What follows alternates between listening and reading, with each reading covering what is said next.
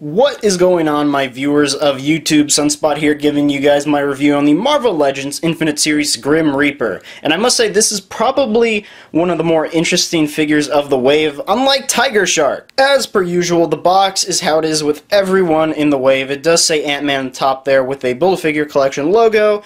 Ages 4 and up, why not, right? It does have that transparent cover where you would see the figure, and it does say Marvel Legends Infinite Series Grim Reaper. Top box has an Ant-Man picture, sides of the box have that artwork of that army of ants, which I really still do like. I'll say that in every video. Back of the box, same as the others, just shows the rest of the wave, as well as the Ultron Build-A-Figure. There's the figure in all his might. And there is a description of him if you would like to read it. As for the figure himself, this guy is definitely pretty awesome. The problem with this wave is that I don't really know too much about the characters, and I said this in my Tiger Shark review, and it's the same goes with this guy. I really don't know much about him. When I got him, I did read up. He was part of the Sinister Six at one point, and he's just a common Avengers villain, and which is, you know, kind of odd in my opinion. I would think this guy is more of a Punisher villain, but you know, whatever. So the head sculpt on this guy is really what sold it to me. I do like the amount of detail they put on the skin and on the costume with those ripple effects. I'll get into that in a second. But you can tell he has this really sinister look to him, which, you know, suits his character. I mean, look at him. He's the Grim Reaper. I like how Hasbro did not get lazy, and they did add some coloring effects to the gum under and above the teeth, as well as some folds in the skin around the mouth, on the forehead, a little bit on the eyebrows there, and between the nose. And what I really like is that they didn't get lazy and kind of ignore what's around the eye. And what I mean by that is that if you can't tell on camera, he does have some folds in the skin where the costume kind of just pushes against the skin right under the eye right here. And it's the same for around kind of, I don't know, I'm trying to get it so you guys could see it on camera. It's literally right there. And I know that's like a small attention to detail, but I think that's really cool.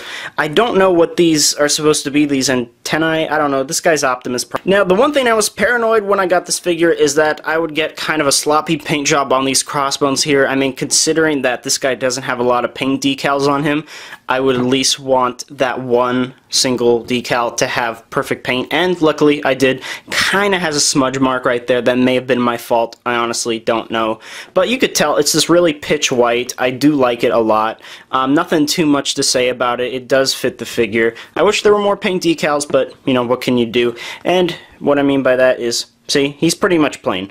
He has this single dark kind of purple slash blue going all around except for the wrist guards here, or forearm guards, I guess. And again, these are painted on, they aren't physical, and he has no physical belt. He doesn't have even a painted belt, which kind of sucks. And if I were to remove the cape here, it's the same for the back of the figure. Nothing, which kind of sucks, you know. What he does have is his main accessory, I guess, besides the Ultron foot, is his scythe. And I do like the silver finish they put on this. It seems like the silver here, and I know it's reflecting off my lamp, but I'm just trying to angle it. It's actually a different color than the wrist here, which is kind of weird. And one thing I want to point out is on the back of the box, his scythe is not curved like this. That's how mine came in the box. It's completely straight, but you know, what can you do? The wrists have this, it's not exactly metallic, it's just this dull gray, and they did add some scuff marks on it, like over here and just all around. I don't know if you can even see that on camera, but it is kind of rusty, which I do like. You know, he's the Grim Reaper, he needs that. He needs some more paint decals. As far as accessories, he comes with a cape, and you can see here, there's the peg right here, and there's a hole in his back. You guys already saw it. But I kind of wish this was cloth. I know Hasbro's not going to do cloth, but I want to manipulate it more, make it look cool. But they didn't really get too lazy. They did add some shading of some gray and some black in the folds here and the ripples of the cape, which I do like, and it's the same at the back, which I find kind of cool. So really, no matter how you pose them, you can always see that that paint job, which is cool considering the figure is kind of bare with that type of thing. And like I said, he comes with the left leg of Ultron. I just reviewed this in my Giant Man review, I think it was. I don't remember, but you know, it's this nice silver paint. It's a solid silver. The back, and I say this in every review, has this dull shade of gray, which I really don't like.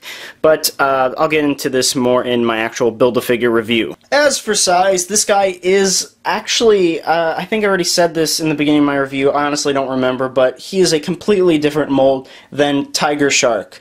I forget which mold was before him, but it's a really good one. He's not as buff as Tiger Shark. Obviously, this guy's enormous. But you can see that he's obviously shorter, and I'm not talking about the fin here. He is actually shorter if he didn't have the fin. And I just have a black and white Captain America 3¾ inch scale, and you can see he's about, you know, twice as tall as this guy. So overall, I love this figure. Again, he is kind of bare with the paint and everything besides the cape, and that's kind of a bummer, but this guy is definitely one of the more unique characters that you can add to your collection. And I know Marvel has been kind of, you know, lacking on the villains lately, besides Tiger Shark, because, you know, he's amazing. So if you see these guys at your local Toys R Us, Walmart, wherever you find them, I highly recommend you pick this up and put them in your Avengers villain shelf. I will definitely be doing that, along with Tiger Shark, of course. And with that, people, if you did enjoy this video, like it. If you didn't, unlike it. If you hate me with all your soul, comment about it, and I will see you guys in my next video.